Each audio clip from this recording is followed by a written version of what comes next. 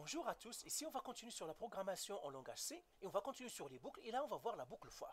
On va le voir à travers un exercice. Regardons l'exercice ici. Ici ils nous disent calcule pi avec la formule. On a une formule, pi égale la somme de 1i égale à 1 jusqu'à n sur 2, de 4, etc. n nombre de termes. Et puis là nous avons déjà expliqué que ça veut dire ça. Ce symbole-là, la somme ici, on a déjà regardé une autre vidéo, on a déjà expliqué ça, on a dit ça c'est une somme. C'est une addition. C'est un plus. C'est ça ce que ça veut dire. Addition de quoi? De termes. Il y a des termes là-dedans. On va additionner des termes. Dans ce cas-là, le terme ici, c'est qui? C'est ça les termes. Et on a dit ici, par exemple, je vois i égale à 1 jusqu'à n sur 2. En fait, c'est une table de valeurs de i égale à 1. I, ça va partir de 1, 2, 3, 4 jusqu'à n sur 2. Avec des termes, on va les additionner. Là, je vous ai mis un tableau pour bien expliquer ça. J'ai la même formule, et le terme, encore une fois, c'est celui-là, celui qui est à l'intérieur ici. Disons, moi, j'ai n est égal à 6. La formule me dit, tu dois partir de i égale à 1 jusqu'à n sur 2, c'est-à-dire n divisé par 2. 6 divisé par 2, ça me donnerait 3. Alors, au fond, qu'est-ce que ça me dit, ce symbole? Il me dit, tu dois partir de i égale à 1 à n égale à 2. Ça veut dire, i va être quoi? 1, parce que je dois commencer à 1. Je dois m'arrêter à 3, ça va être 2, et ça va être 3. Et qu'est-ce qu'il me dit? C'est ça le terme. Tu dois le calculer pour 1. Par exemple, je vais les calculer pour 1. Ça va faire par exemple 4 sur 4 fois 1 moins 3 moins 4 sur 4 fois 1 moins 1. Et là, qu'est-ce que je dois faire? Parce que c'est une addition, je l'additionne au pi ici. Alors bien sûr, lui, on doit le commencer à 0. Pour additionner, parce que 0 plus quelque chose, eh bien, le 0 n'a aucune utilité. Ça veut dire, en fait, c'est vider ou bien nettoyer le pigeonnier ou la variable pi. Là, on va mettre les cumuls. C'est un cumul, au fait, ici. Hein, c'est un cumul. Là, on va mettre le cumul. Bien sûr, on doit nettoyer le pigeonnier ou bien la variable. On met généralement 0. Pour 2, par exemple, ça va être 4 sur 4 fois 2 moins 3 moins 4 sur 4 fois 2 moins 1. Et je l'additionne encore ici. C'est un plus. Je le mets dans le pigeonnier encore. Je le cumule. Après, je dois faire 4 sur 4 fois 3 moins 3 moins 4 sur 4 fois 3 moins 1, et je l'ajoute encore au cumul, et là je m'arrête, parce que j'ai atteint le 3. Alors comment on va faire ça? Premièrement, il faut remarquer chaque variable, combien de variables j'ai, et comment chaque variable évolue. J'ai le n est égal à 6, il ne changera pas. Le i, lui, il va changer, et comment il va évoluer? Eh bien, ce pigeonnier-là, ou cette variable, à chaque fois, je dois l'incrémenter, c'est-à-dire à chaque fois, je dois lui ajouter 1. Le terme ici, vous voyez, à chaque fois, je dois le calculer. Ce n'est pas un cumul, à chaque fois je dois le calculer. Le total ici c'est un cumul, le pi, parce qu'à chaque fois je dois ajouter au pigeonnier, ça c'est un cumul. Donc voilà ce que j'ai. Eh bien, on va exécuter ça. Nous avons combien de variables? 1, 2, 3, 4. Il y a une qui est un cumul, il y a le terme qu'on doit à chaque fois calculer, et ou bien on a le i qui est là. Alors on va partir, on va partir à notre code bloc, ou n'importe quel compilateur. Là encore, qu'est-ce que j'ai? J'ai le minimum que je dois avoir. Premièrement, le minimum de connaissances que l'ordinateur ou le programme doit connaître, c'est la librairie standard input-output, parce que je ne mettrai que des multiplications et des divisions, des additions. Et puis j'ai la fonction main. Main est très importante. Alors je vais commencer par quoi? Par déclarer les variables. J'écris ici mes variables. Alors je vais déclarer toutes les variables qu'on a, c'est ce qu'on a dans le tableau. Et ce qu'on a dans le tableau, on a int, ce sont des entiers, le nombre de termes c'est un entier. J'ai int i, lui aussi c'est un entier. Et qu'est-ce que j'ai?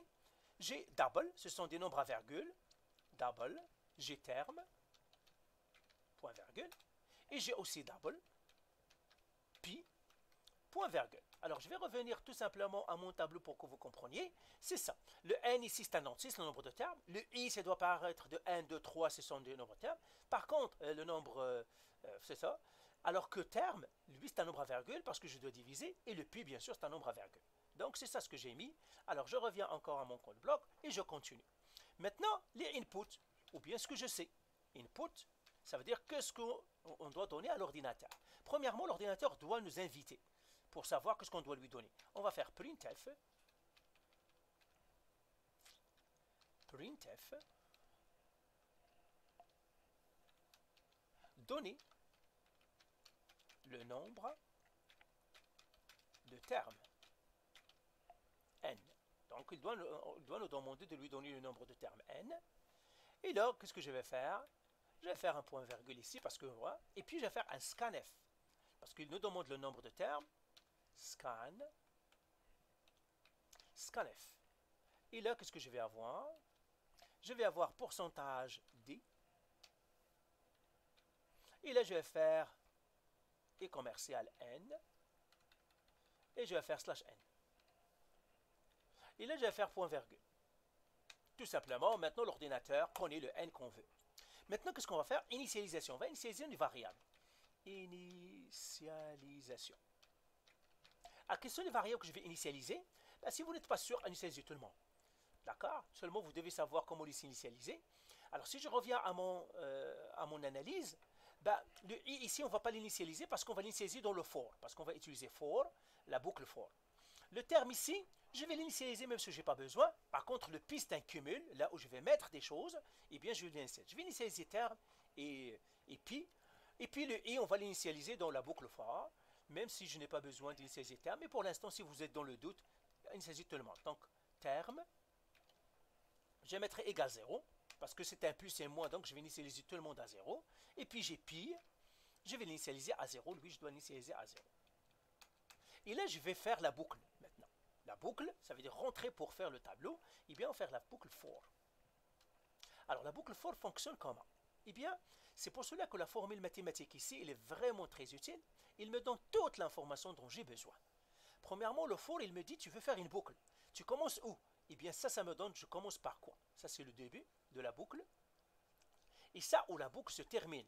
Fin de la boucle. D'accord? Donc, c'est pour cela que cette écriture mathématique est très utile. Et qu'est-ce que je vais calculer ça? Eh bien, c'est ce que je vais faire ici. Et n'oublie pas que le i, comment il évolue, à chaque fois, je dois le faire plus 1, plus 1, plus 1. D'accord? Donc, je vais partir maintenant à ça. Donc, ma boucle, ça va être le i qui va être. Donc, je vais faire commencer de i égale 0, est égal à 1, pardon. Point virgule. Je vais mettre i doit être plus petit ou égal à n sur 2. Pourquoi je dois faire plus petit ou égal? Parce que c'est ce que la boucle me dit. Et puis je dois incrémenter i, ça veut dire à chaque fois ajouter un, ça c'est augmenter i. Alors regardez encore pourquoi je dois m'arrêter. Parce que ça me dit le i, ça doit être entre 1 et n sur 2. Donc i doit être plus petit ou égal à n sur 2. S'il est plus grand, on doit arrêter. C'est ce qu'on lui a dit ici. Tu fais la boucle tant que le i est entre 1 et n sur 2. Ben voilà. Et là, qu'est-ce que je dois faire? Je dois faire mes calculs dans la boucle. Quel est le calcul dans la boucle? Je calcule le terme. Alors, terme, ça serait égal. Alors, bien sûr, c'est 4.0. Pourquoi je vais faire 0.0? Parce qu'on est en double. Sur, parenthèse, 4 étoiles. I, moins 3, moins 4.0 encore, parce que c'est un double, divisé par 4 étoiles i moins 1. Ben voilà, j'ai calculé le terme. Qu'est-ce que je dois faire maintenant? Je dois ajouter le terme au pi. Je dois faire un cumul, donc pi plus égal, parce que les cumuls, c'est avec, parce que je dois ajouter à ce qui était déjà là-dedans, donc c'est un plus égal, terme. C'est tout. Et puis je vais faire point virgule. Ben voilà, j'ai fini le calcul. Maintenant, j'ai fini le calcul. Maintenant, je vais sur la dernière réponse. À la dernière étape, c'est la réponse. Réponse. Et quand je vais faire réponse, ça veut dire que je dois afficher le résultat. Donc, je vais faire printf. La valeur approximative de pi et là, je vais mettre pourcentage f parce que c'est un double. Et puis, je vais mettre virgule. Et là, je vais faire pi. Tout simplement. Alors, il y a le m ici par que c'est imprimé. On va faire pi. C'est tout. Et je fais point virgule. Et bien voilà, j'ai terminé mon programme. Vous voyez, le programme est tellement petit, il n'y a rien qu'on suit les étapes. Hein. Et puis, je vais sauvegarder mon travail. Je vais le rouler. J'espère que je n'ai pas fait d'erreur de syntaxe ou erreur de logique. Alors, on va l'attendre. La machine est un peu lente. Mais on va attendre. Donc voilà, il est en train de... Voilà. Alors là, qu'est-ce qu'il me dit? Donner le nombre de termes n. Eh bien, je dois dire le nombre de termes, par exemple 6. Je fais entrer. Et bien voilà, il me dit la valeur approximative de pi est 3,14 15 92. Ben voilà, c'est le 3.14 fameux qu'on a besoin. Et ben voilà pour cette vidéo. Allez, bye.